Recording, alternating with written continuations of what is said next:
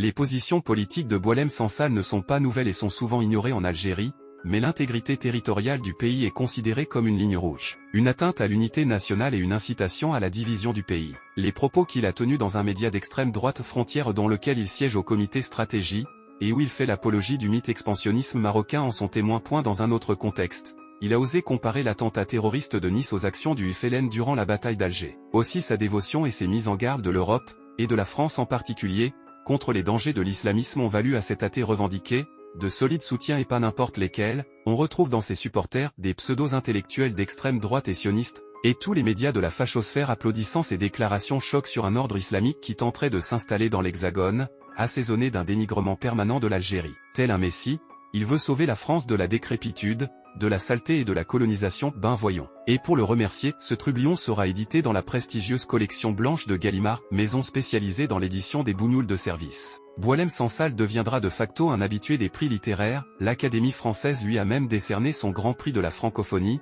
puis son Grand Prix du roman, rien que ça. Et très récemment il a été récompensé par une naturalisation française. À noter qu'il s'est rendu, en 2014, chez l'entité sioniste pour y recevoir un prix littéraire, autrement dit pour prêter serment d'allégeance au sionisme.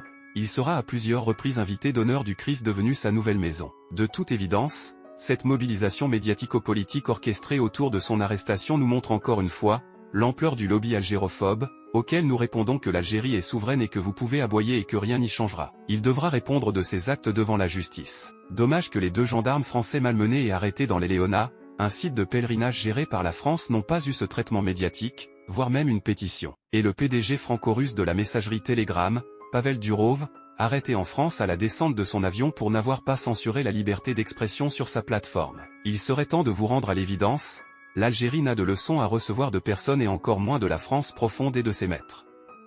Cette même France qui censure toute voix de soutien au peuple palestinien, qui interdit le drapeau de Palestine, et qui muselle tous ceux qui osent dénoncer le génocide à ciel ouvert. Et vous parlez de liberté d'expression, votre hypocrisie est à vomir. Toutes ces gesticulations sont vaines et même risibles, la grande Algérie passe pendant que les chiens aboient.